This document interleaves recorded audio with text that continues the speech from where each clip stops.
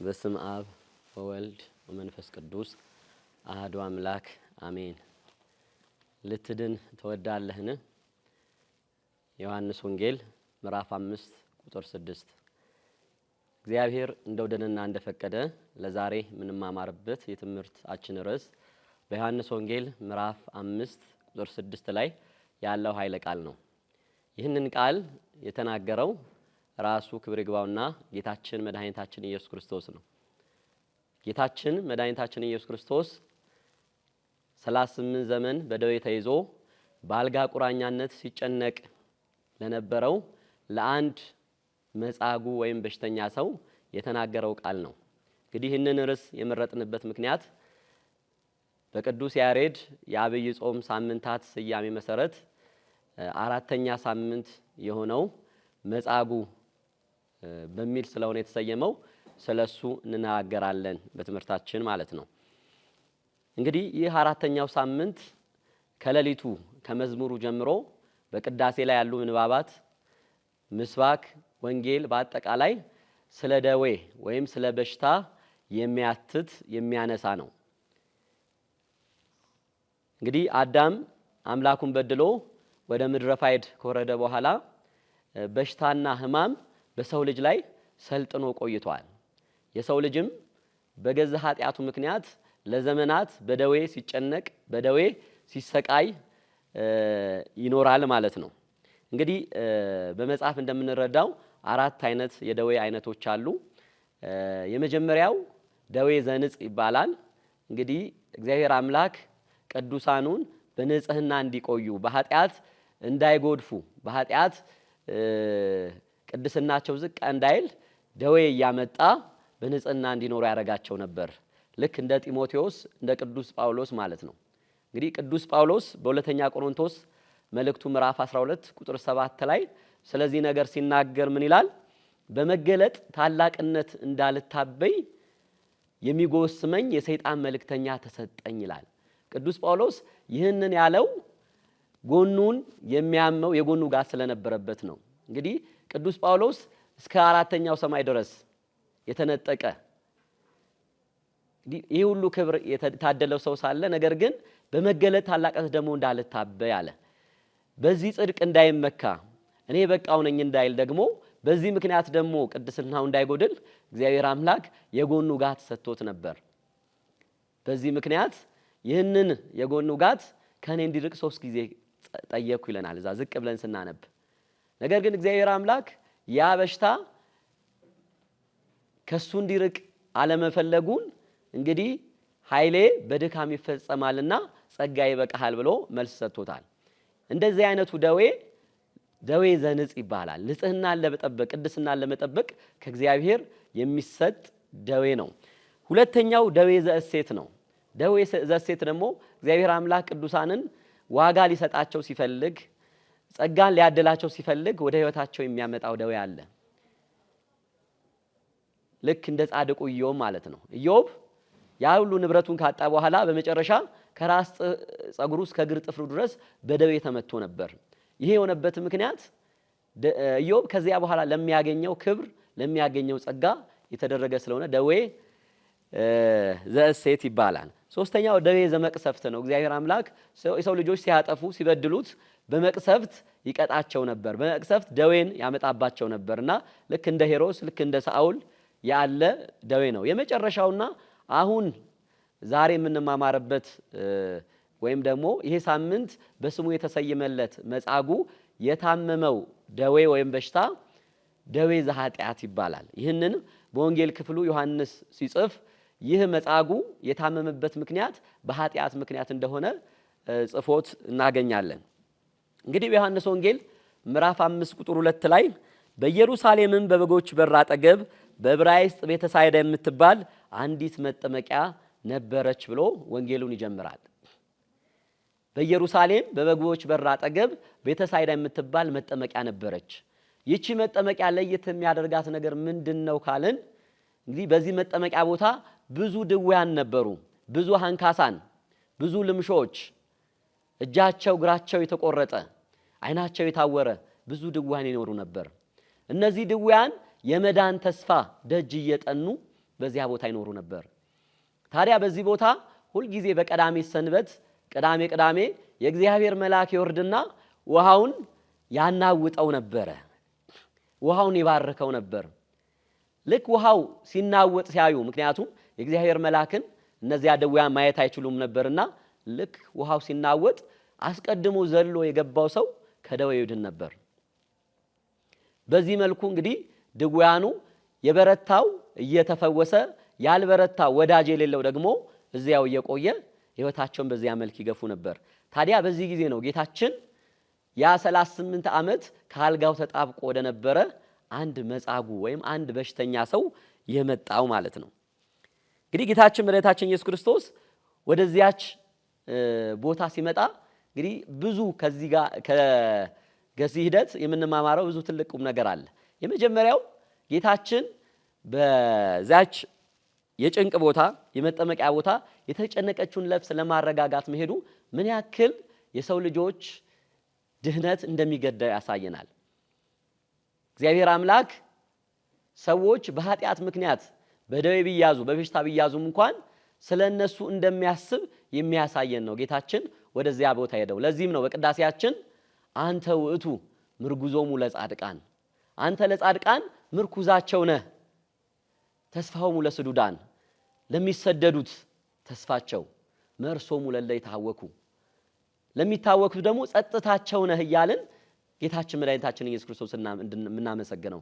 ታዲያ ጌታችንም ወደዚያ ረጅም ዓመት ወደ ሆነው ድውይ ሄዶ የጠየቀው ጥያቄ አንድ ነበር። ትፈቅድኑ ትየው፣ እነሆ ልትድን ትወዳለህን ብሎ ጠየቀው። ይህ ጥያቄ ምናልባት በመጀመሪያ የተነገረው ለዚያ በ38 ዓመት በደዌ ለተያዘ ሰው ቢሆንም ቅሉ፣ ነገር ግን ሁላችንም የአዳም ልጆች የሚዳስስ ጥያቄ ነው። ዛሬም እግዚአብሔር አምላክ ልትድኑ ትወዳላችሁን እያለ የሰው ልጆችን በር ያንኳኳል።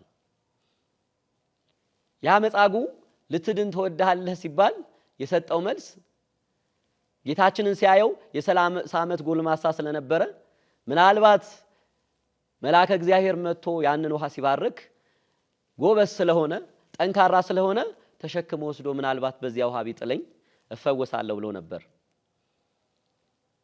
ስለዚህ ምን አለ? አዎ ጌታ ሆይ መዳንስ ፈልጋለሁ፣ ነገር ግን ሰው የለኝም አለ። እውነት ነበር። ያ መጻጉዕ ሰው አልነበረውም። ሌሎች ከሱ በኋላ የመጡት ሰዎች ከነሱ ጋር ሆነው እንዲፈውሱ ይረዷቸው፣ እሱ ግን የሚረዳው ሰው አልነበረም። ሰው የለኝም እንጂ መዳንስ ፈልግ ነበር አለ። በዚህ ጊዜ ጌታችን ምን አለው? ተንስ ወንሳ አራተከ ወሁር፣ በል አልጋህን ተነሳና አልጋህን ተሸክመ ሂድ አለው። ያም 38 ዓመት በደዌ በአልጋ ተጣብቆ የነበረ ሰው ምንም ህመም እንዳላገኘው ሰው በጌታችን የማዳን ቃል ተነስቶ አልጋውን ተሸክሞ ሄደ ይላል። እንግዲህ ዛሬም በተለያዩ በሽታዎች በየጸበሉ ቦታ በየሆስፒታሉ ብዙ ሰዎች በደዌ ሥጋ እየማቀቁ ይገኛሉ። ጌታችን መድኃኒታችን ኢየሱስ ክርስቶስ ለእነዚህ ሁሉ ልትድኑ ትወዳላችሁን ብሎ ይጠይቃል። እንግዲህ የታመመ ሰው መድኃኒቱን እንደሚፈልግ ሁሉም የታመመው ሰው ደግሞ አዎ ጌታ ሆይ ልድን እወዳለሁ፣ ነገር ግን ወደ ድነት ቦታ የሚያመጣኝ ሰው የለኝም ብሎ ሊጠይቅ ያስፈልጋል። መጻጉዕ ይህን በመጠየቁ ነው እውነተኛ አጋር ክርስቶስ ከዚያ 38 ዓመት በደዌ ከተያዘበት ቦታ ነፃ ያወጣው። ዛሬ በተለያየ ሱስ በተለያየ በሽታ የተያዘም ሰው እኔ ልድን እወዳለሁ፣ ነገር ግን ከዚህ ደዌ የሚያወጣኝ ሰው የለኝም እያለ እግዚአብሔርን ሊጠይቅ ያስፈልገዋል። ስለዚህ በዚህ ታሪክ ውስጥ የጌታችንን ለማዳን ያለውን ፍላጎት ሳይጠይቀው እዚያ መጻጉዕ ጋር ራሱ ሄዶ ማዳኑን፣ በዚህ ምክንያት እግዚአብሔር አምላክ ለሰው ድኖች ድነት ዕለት ዕለት የሚተጋ መሆኑን የምናውቅበት ነው። በሁለተኛ ደረጃ እግዚአብሔር አምላክ እኛን የሚያድንበት መንገድ እኛ በጠበቅነው መንገድ እንዳልሆነ ያስረዳናል። ያ መጻጉዕ የፈለገው ተሸክሞ ወደዛ ውስጥ እንዲወረውረው ነበር። ነገር ግን ጌታችን መድኃኒታችን ኢየሱስ ክርስቶስ ይህን ማድረግ አላስፈለገው። ምክንያቱም በቃሉ ብቻ ድውያንን ማዳን የሚችል አምላክ ነውና። በቃሉ ዓለምን የፈጠረ አምላክ አንድን ድውይ በቃሉ ቢያድንማ ምን ይደንቅ። ስለዚህ መጻጉዕ ባላሰበው መንገድ ተነሳና አልጋህን ተሸክመ ሂድ አለው። እንዳለውም መጻጉዕ ካለበት በሽታ ድኖ አልጋውን ተሸክሞ ሄደ። ስለዚህ እግዚአብሔር አምላክ ሁል ጊዜ ወደ ህይወታችን ሲመጣ እኛ ባሰብነው መንገድ እኛ ባቀድነው ልክ ብቻ እንዲደርስልን ችግራችንን እንዲያስወግድልን እንዲፈውሰን የምንፈልግ ሰዎች አለን። እግዚአብሔር አምላክ ችግራችንን እንዲያስወግድልን እንጂ በምን መልኩ እንዲያስወግድልን እኛ የምንወስን አይደለንም። በዚህ ምክንያት ብዙዎች ከድነታቸው ተለያይተው ቀርተዋል። በእነሱ ጥበብ ብቻ በእነሱ ዕውቀት ብቻ ይድኑ መስሏቸው እግዚአብሔር በሚያድንበት መንገድ ራሳቸውን አላስተካክል ብለው ብዙዎች ታልፈው ሄደዋል። ነገር ግን ማሰብ ያለብን እግዚአብሔር አምላክ የሚያድንበት የራሱ መንገድ አለው። ስለዚህ ያንን ጊዜ በተስፋ መጠበቅ ነው እንደ አንድ ክርስቲያን ከሁሉም ክርስቲያን የሚጠበቀው። በሐዋርያት ሥራ ምዕራፍ 3 ቁጥር 1 ላይ ቅዱስ ጴጥሮስና ቅዱስ ዮሐንስ በሌሊት በ9 ሰዓት ወደ ቤተ መቅደስ እንደሄዱ ተጽፈዋል። በዚያ ሰዓት በቤተ መቅደስ ቁጭ ብሎ የሚለምን አንካሳ ሰው፣ እግሩ የተቆረጠ መሄድ የማይችል ሰው እንደነበረ በዚህ በሐዋርያት ሥራ ላይ ተጽፏል። ታዲያ ጴጥሮስና ዮሐንስ ወደዛ ሲሄዱ በሌላው እንደለመደው ገንዘብ ወርቅ ይሰጡኛል ብሎ ወደ እነሱ ሲያንጋጥጥ ምን አሉት? እኛ ብርና ወርቅ የለንም፣ ነገር ግን ያለንን እንሰጣለን። ሐዋርያት እንግዲህ ብር እንዲይዙ ወርቅ እንዲይዙ አልተፈቀደላቸውም። ነገር ግን ስሙን ይዘው የጌታችን የመድኃኒታችን ኢየሱስ ክርስቶስ ስም ይዘው ግን ከሀገር ሀገር በመዞር ድውያንን ይፈውሱ ሰዎችን ለመንግስተ ሰማያት ያበቁ ነበርና ያንን በቤተ መቅደስ በር ላይ ቁጭ ብሎ ምጽዋትን ሲጠይቅ ለነበረ ሰው እንግዲህ ከሐሳቡ በላይ የሆነውን ተነስቶ መመላለስን እንግዲህ እኛ ብርና ወርቅ የለንም፣ ነገር ግን በምናምንበት በምናመልከው በጌታችን በመድኃኒታችን በኢየሱስ ክርስቶስ ስም ተነሳና ተመላለስ አሉት። ያም ከእናቱ ማህፀን ጀምሮ አንካሳ የነበረ ሰው እንደ ጊደር እየዘለለ ከዚያ ቦታ ሄደ። ከነሱም ጋር አብሮ ገብቶ ወደ ቤተ መቅደስ ገብቶ አመሰገነ ይላል። ስለዚህ እግዚአብሔር አምላክ የሚያድንበት መንገድ ሰው ባሰበው መንገድ አይደለም። ስለዚህ ስለ ችግራችን አውቀን እግዚአብሔርን አዎ ልንድን እንፈልጋለን፣ አንተ አድነን መሆን አለበት የኛ ጥያቄው። ሌላው ከደዌ ለመዳን ወደ ንስሐ መግባት እንደሚያስፈልግ ያስተምረናል። እንግዲህ ቀደም ብለን እንዳየነው 4 አይነት የደዌ አይነቶች አሉ።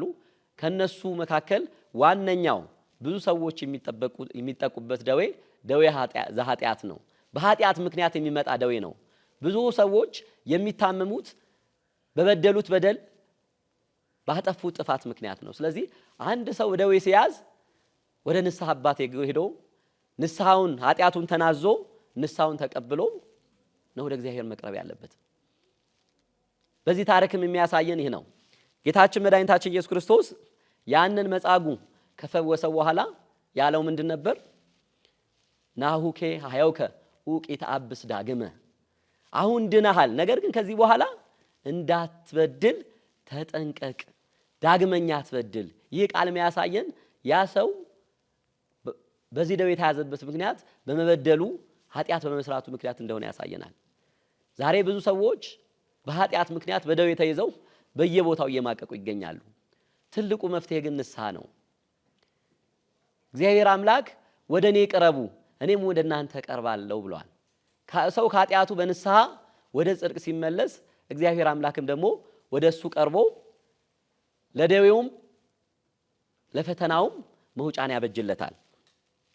ስለዚህ ከዚህ መጻጉዕ ታሪክ የምንማረው ትልቁ ነገር የሰው ልጆች በደዌ ምክንያት ከእግዚአብሔር ስንጣላ፣ በኃጢአት ምክንያት ከእግዚአብሔር ተጣልተን በደዌ ስንያዝ የመጀመሪያው መፍትሄ ማለት በንስሐ ወደ እግዚአብሔር መመለስ ነው።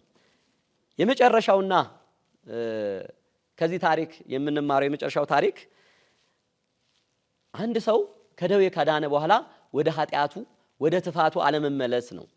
እንግዲህ ያ መጻጉዕ 38 ዓመት ከተኛበት አልጋውን ተሸክሞ ቢሄድም ነገር ግን ጌታችን መድኃኒታችን ኢየሱስ ክርስቶስ እንደተናገረው አሁን ድነሃል፣ ዳግመኛ ግን አትበድል ቢለውም እንኳን ነገር ግን ከበበደል ወደ ኋላ አላለም።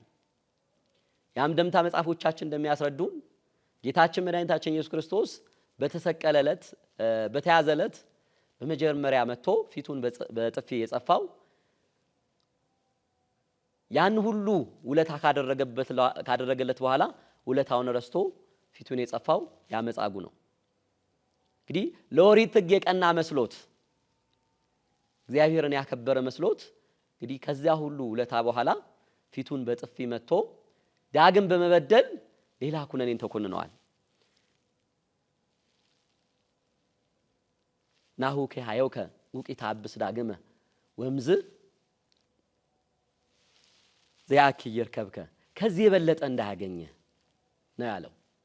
ከዚህ የበለጠ ማለት መጻጉዕ የተያዘው በደዌ ሥጋ ነበር። ነገር ግን በደዌ ነፍስ ደግሞ እንዳትያዝ ከዚህ የበለጠው እንዳያገኘ ዳግም አትበድል።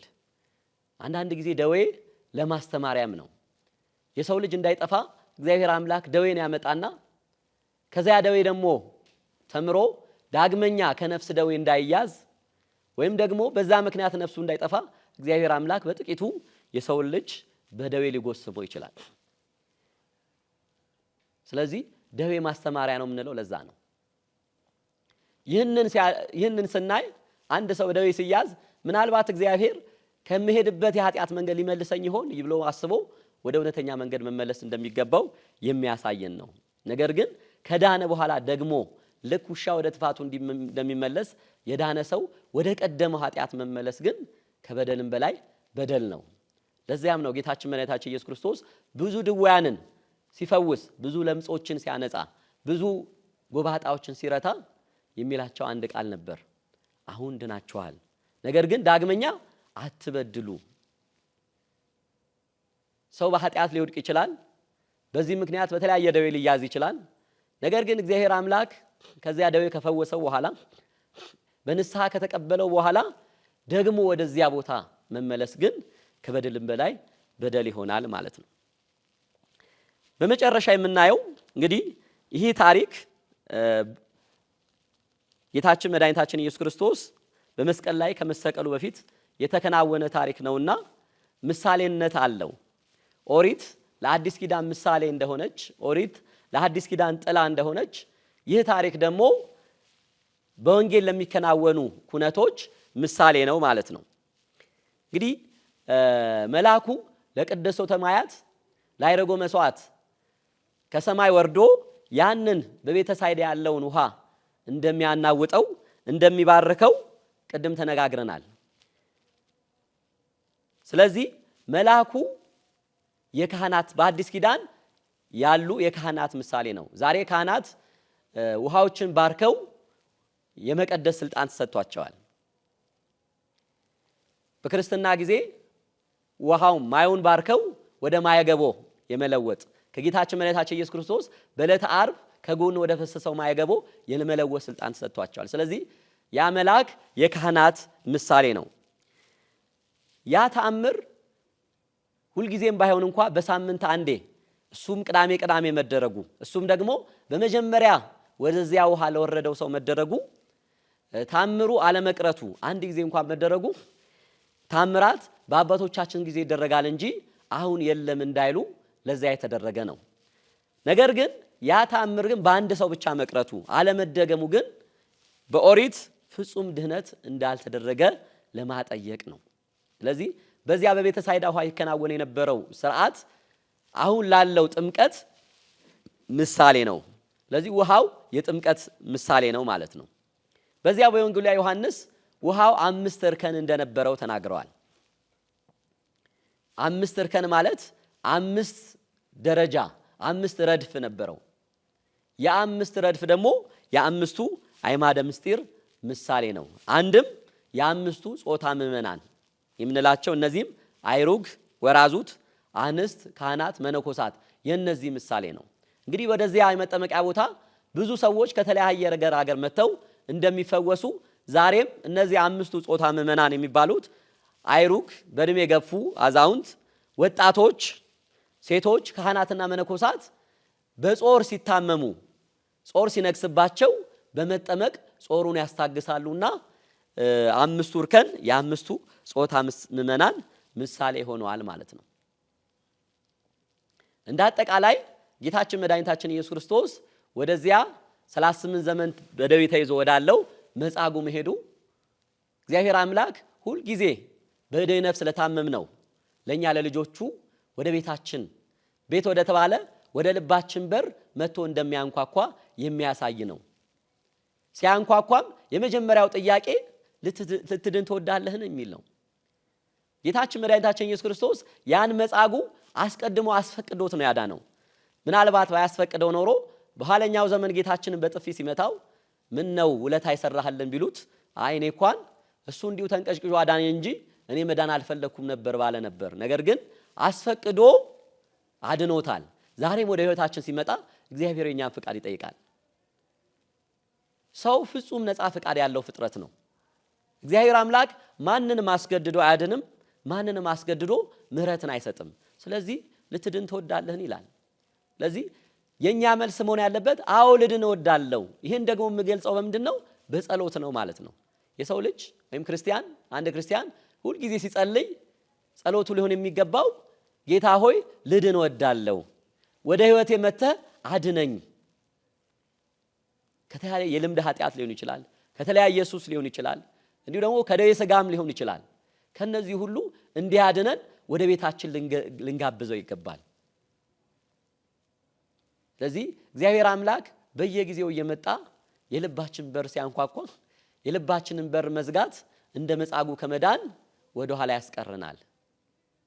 መጻጉዕ አዎ ጌታዬ ልድን እወዳለሁ ባይል ኖሮ ጌታችን አሁንም አልፎት ሄዶ እዚያው መጠመቂያ ቦታ እዚያው ይሞት ነበር። ነገር ግን ፍቃዱን መስጠቱ ልድን እወዳለሁ ማለቱ ወደ ቤቱ ማስገባቱ ለድነት አብቅቶታል ማለት ነው። ስለዚህ ከዚህ ታሪክ ትልቁ የምንማረው ነገር ምንድነው?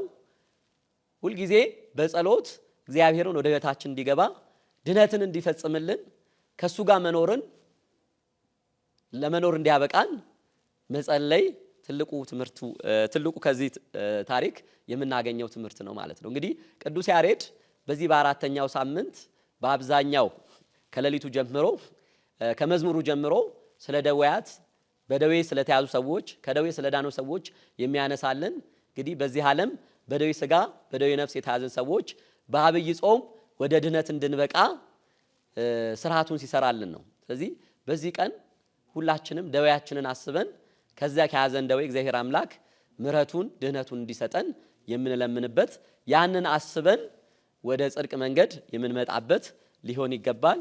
እግዚአብሔር አምላካችን ሁላችንንም ከተያዝንበት የደዌ ሰንሰለት ፈቶ ለድህነቱ ለመንግሥተ ሰማያት እንዲያበቃን የእሱ ቅዱስ ፈቃድ ይሁንልን። ይቆየን።